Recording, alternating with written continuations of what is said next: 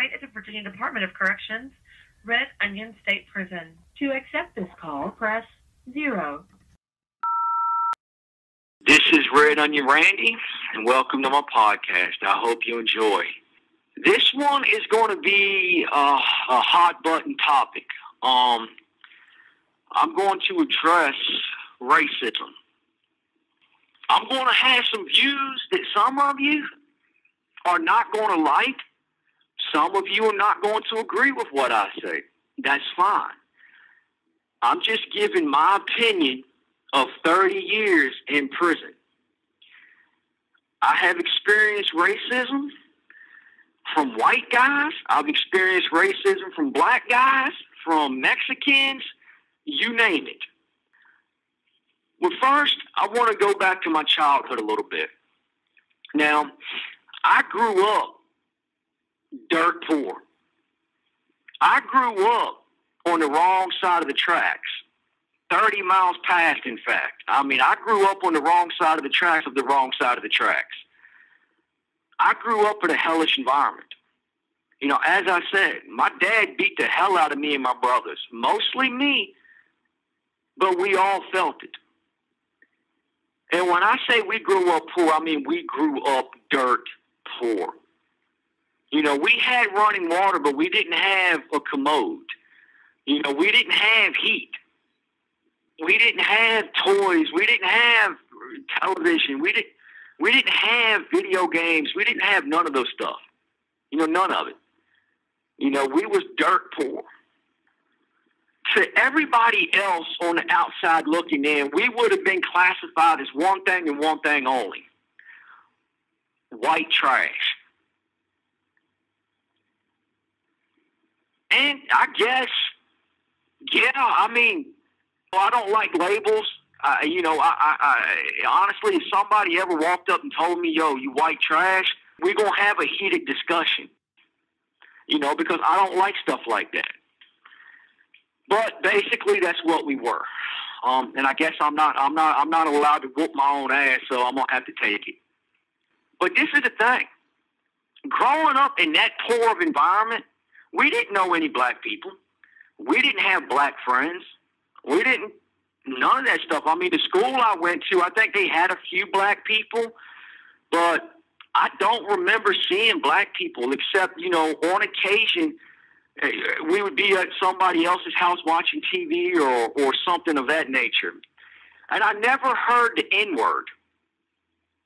I never heard the N-word until I got locked up as a juvenile in the Shenandoah Valley Juvenile Detention Home. Because I was from the Charlottesville environment, I ran with the dudes from Charlottesville. That was my clique. We all ran together. And in juvenile, you don't separate by race. You separate by what part of the state of Virginia you're from. You know, so you got Tidewater. They all hang together. You got Richmond and Petersburg. They all hang together. You got Northern Virginia, Fairfax, Alexandria, Georgetown, D.C. They all hang together. And then you had Charlottesville. They hang together. And then you had Stanton and, you know, the Appalachians. That part, they all hung together. I hung out with a bunch of black dudes from Charlottesville. That was my clique. That was my crew. That's who I ran with. And I remember sitting there, you know, hearing them, and I'm going to say the word, so please forgive me. I'm just trying to give authenticity to what I'm telling you. You know, they would walk around like, yo, what's up, my nigga? You know, with an A at the end, not an E-R. You know, and I didn't know. I had no clue. And I remember walking up to one of them, and I think it was Smiley. I think that's what his name was, his nickname. But I remember like, yo, man, what's up, my nigga? And the dude looked at me like, yo, man, what are you saying? Yo, you can't say. I'm like, why can't I? Y'all say it all the time. And he actually broke it down to me, and he explained to me what that word meant. And I'm like, oh, okay, that's my bad, dude. I've never heard that word before.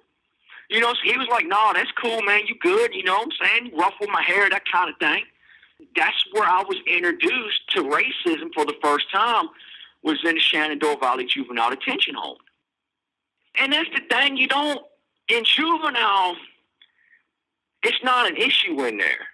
You hear it here and there, but for the most part, it's very rare because you don't hang out by race. You hang out by geographic, your location, where your area code, your zip code, whatever that damn thing's called. That's how you hang out. So that's how I was introduced to it, was I used the word, and, I was chastising for it, and it was explained to me, and I understood it. I comprehended it. And shortly after that, they played a film, and it's a great movie. Damn, it's a good movie, and it's called Glory. You have Denzel Washington in it, and some others. It was like maybe 2 weeks after that they actually played that movie there in class, and I watched it, and I kind of got it. And when they was sitting there, had that man strapped to a damn pole, and they took a cat of nine tails to him, and now, they peeled the skin off of his back. And I believe it was Denzel Washington's character that they done that to. It kind of opened my eyes, and I'm like, yo, this is wrong. Straight up, no man deserves that. And I understood, and yeah, I've never been beaten with a cat of nine tails. But I've been beaten until I've had blood blisters, till I've had welts half an inch thick, till blood came out my back. I've been beat like that, not to that severity, but enough to know that it's dead ass wrong for anybody to ever be beaten like that.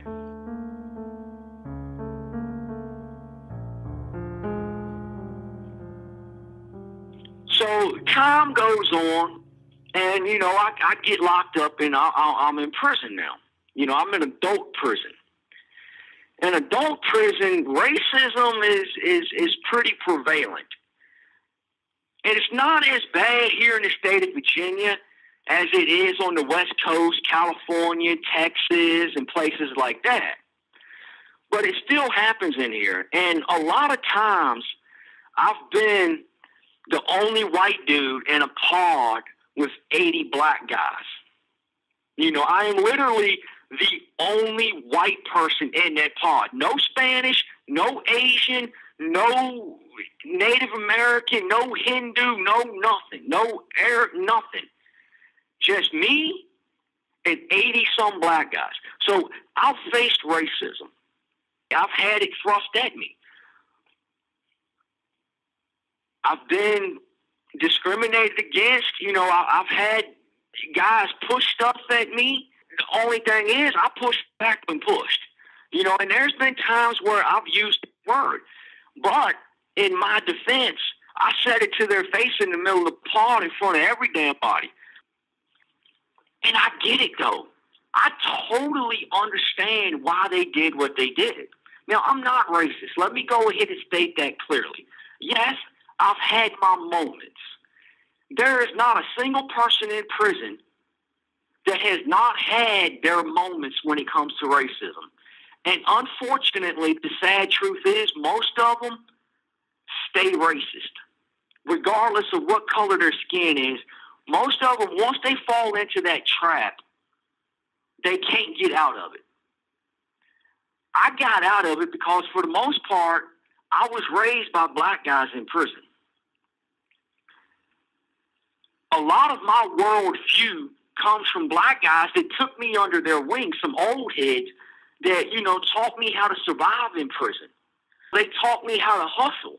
They taught me how to get jobs. They taught me how to communicate and how to move and how to get around the COs and how to get the COs on your good side and, get stuff done. A lot of what I've learned came from black guys. So yeah, even though there has been moments where I've had my moments, it never stuck because I remember all those guys that took me under their wing, and I can't disrespect them by allowing hate in my heart based on skin color. But I understand why a lot of guys pushed that racist stuff at me, why they pushed their anger at me. And it's because when a black person walks in prison, all they see is other black people in the pods. The pod is always going to be, for the most part, 80% plus black people in prison, with a few white guys here and a few Spanish guys there, and so on and so forth. But it's always going to be the overwhelming majority of prisoners are going to be black. And there's only 40 plus million, just a little bit over 40 million black people in this country. There's over, I believe, 200 million white people in this country. But yet, 80% to 90% of the prison population is black in this country. I don't blame them. Hell, I'd be pissed off too. And quite frankly, as a guy who's been in prison for all my life, basically, I'm pissed off on their behalf because it ain't right. You know, I knew a guy. His name was Bone. This dude was like a brother to me. Unfortunately, he went home, and I never heard from him again. This dude was, I had nothing but love for this dude.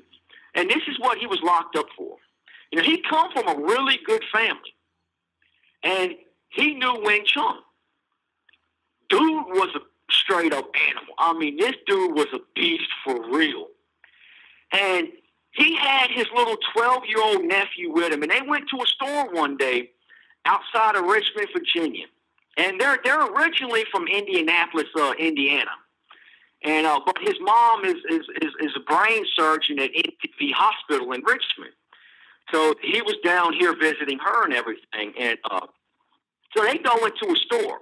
And his mom is a handsome woman. She's a good-looking woman, you know. And you had these two.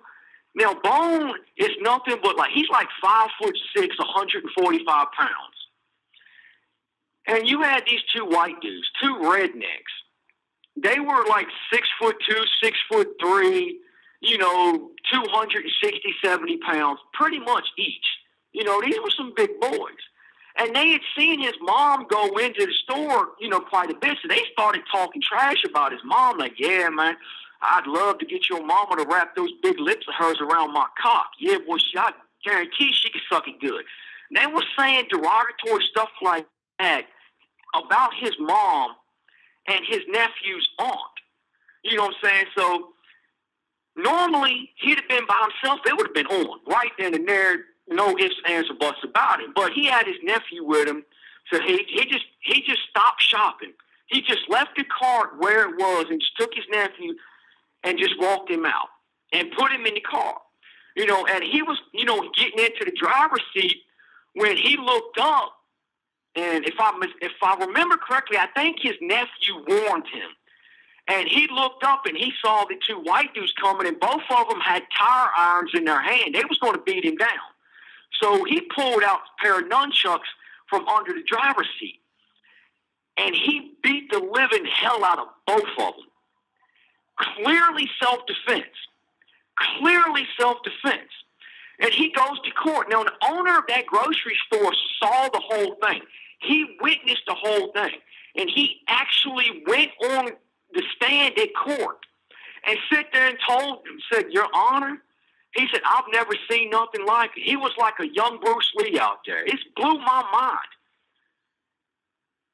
But it was self-defense. They attacked him first.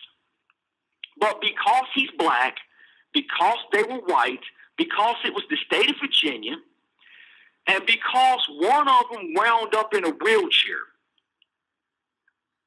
they sentenced him to prison for self-defense. And it's all because of his skin color. And that's what you deal with, especially here in the state of Virginia. If you are black and you go to court, unless you have a multi-million-dollar lawyer, your ass is coming to prison, and you will come into prison with the maximum sentence allowed by law. That's just the way it is in the state of Virginia. So I understand why black guys have a lot of hatred and a lot of anger towards white dudes, especially here in prison. And while they tend, for the most part, to make certain white dudes' lives miserable, I get it. I don't like it. but I understand it because it's certainly understandable with everything they see, because they feel like they don't have a voice. They feel like they don't have a chance. The only choice left to them in their minds is to simply be a criminal. You know, to sell drugs, to rob and do this and do that, because in their opinion, it don't matter. Even if you get pulled over for something non-essential. You have 1 minute remaining. This has been Red Onion Randy. I hope you enjoyed listening to me. Please check out my website, redonionrandy.com. I would appreciate you giving me a rating, hopefully 5 stars, but I'll take whatever you can give me. And stay tuned next week for part 2. Take care. Stay safe.